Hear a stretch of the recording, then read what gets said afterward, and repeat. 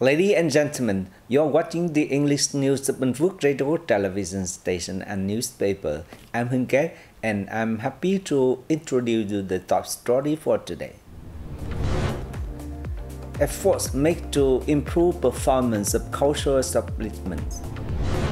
Support given to ethnic cooperatives. China wants Sea province eye to expand economic cooperation. Ho Chi Minh City River Festival 2024 lures nearly 4.5 million visitors. The Provincial People Committee of Bình Phước recently issued a directive ordering relevant quarter in the locality to adhere to and implement recommendations made by the National Assembly Committee for Culture and Education regarding cultural and sport establishment in the 2013, 20 and 23 periods. The chairpersons of the Provincial People's Committee has tasked the Department of Culture, Sports and Tourism with conducting a thorough assessment of the organizational structure, management practices, establishment, restructuring, and dissolution within local public service entities in the sector. This aims to identify shortcomings to address while developing policies to enhance the performance of cultural and sports establishments. Accordingly, the People's Committees at the district, town and city levels are in charge of investment, construction and management of cultural and sports establishments, as well as enhancing their operation and operational effectiveness. They are also asked to improve the planning, land allocation, while facilitating the construction, renovation and upgrading of grassroots cultural and sports institutions, thus ensuring popular success and cultural practice. In 2024, Buyamap Agricultural Cooperatives and Đồng Nai Organic Agricultural Cooperatives are set to receive support for the development of sustainable and efficiency cashew production chain. This object is outlined in Plan Number 116, which aims to implement the project on developing cooperative economy and cooperative within ethnic minority region in Bình Phước province. Besides, the two cooperatives will receive support to develop their cashew raw material areas in accordance to VietGAP and organic standards. And they will also get support and assistance related to local program and trade promotion activities both within and outside the province. The Bình Phước Provincial People's Committee has asked departments, sectors and local authorities to carry out incentives to encourage other cooperatives get engaged in digital transformation. Additionally, support will be extended to cooperatives operating in ethnic minorities and mountainous regions to engage in trade promotion efforts, adopt e-commerce applications, and enhance product promotion and distribution through online platforms and internet-based sales applications.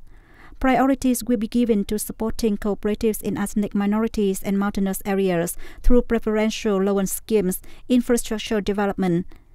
Special emphasis will be placed on backing projects for establishing stable raw material areas, cashew pre-processing and processing facilities, as well as fostering linkages along the production value chain. Durian is considered the queen fruit. This queen fruit has gone through a quiet beauty-making process before reaching customer. Currently, durian growers in Bình Phước province are entering the main harvest season. Thanks to high demand from the Chinese market, the local durian is being sold between 50,000 Vietnam dong to 100,000 Vietnam dong per kilogram. According to traders, in order to enter the Chinese market now, durian must meet standards not only in terms of quality, but also relating to visual appeal. Therefore, durians have to be cleaned by workers who brush leaves and dirt from the fruits carefully before shipment. On average, durians cleaning workers can earn about 300,000 Vietnam dong per day, a good income for rural laborers.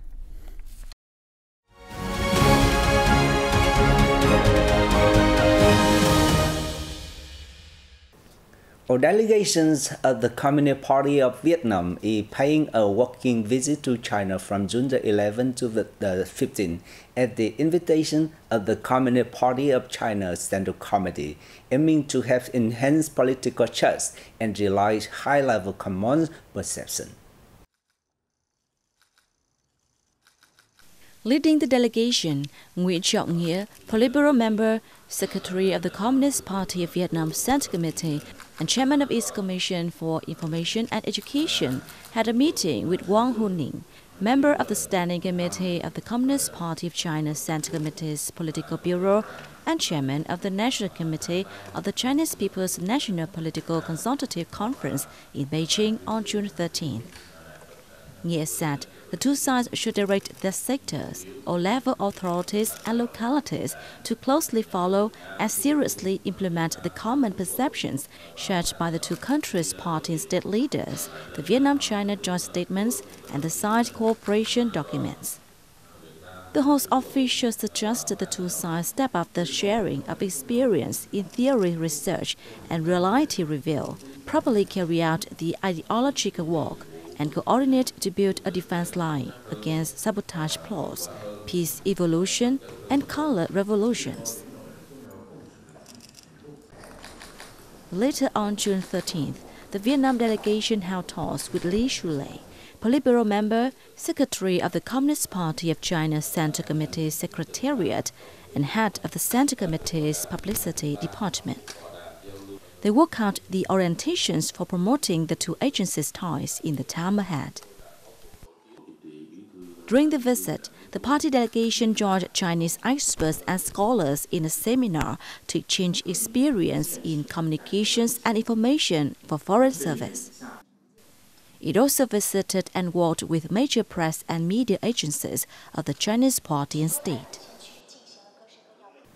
Vietnam has been the largest trading partner of China Guangxi province for the past 25 years, with nearly 254 billion yuan, approximately $35 billion last year, and over 120.8 billion yuan in the first 5 months of the year, up 29.2% and 36.8% year-on-year, respectively.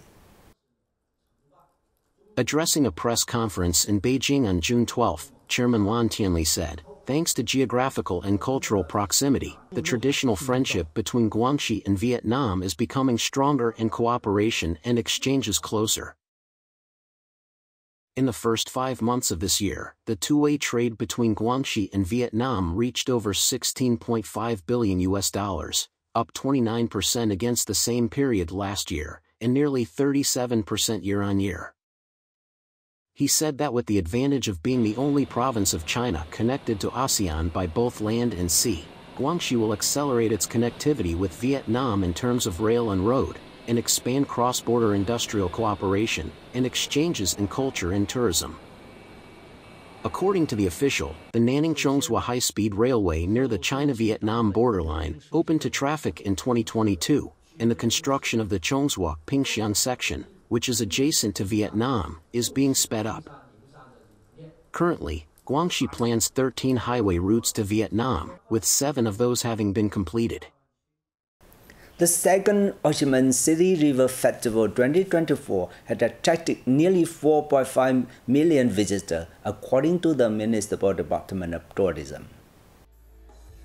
The southern metropolis welcomed about 1.3 million travelers, including 121,000 foreigners and 1.18 million domestic tourists from May 31st to June 9th. The River Festival also brought 4.2 trillion dongs, $165 million in tourism and service revenue to the city. Preliminary statistics from travel firms showed that the number of visitors during the festival increased by 40 to 50% compared to normal days. Many tourist sites also recorded positive figures, such as Ho Chi Minh Museum, with a rise of 103%, the Cu Chi Tunnels 423%, and the War Remnants Museum 21%. The festival has created a cultural tourism product, fostering the tourism brand of Ho Chi Minh City, a river city that is rich in identity and the city of festivals, according to the event's organizing board. It has contributed to promoting the image of the city's land, people, cultural identity, and typical culinary tourism. And that's all for the news today. Thank you for watching BPTV News. Goodbye and see you next time.